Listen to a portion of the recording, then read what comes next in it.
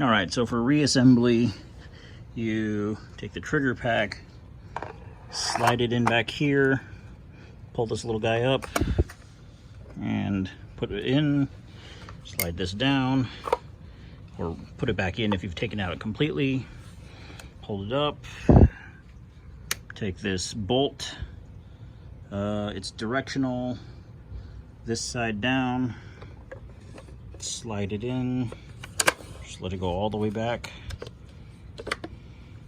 Take the upper half, slide it in also, push a little button down, pull it back, let it click in place. You can, gun's good to go now. You can put the magazine in, and you could charge a handle, and then you could shoot it. Make sure you slap that mag in there though. Yep, now it's good. And so there it goes.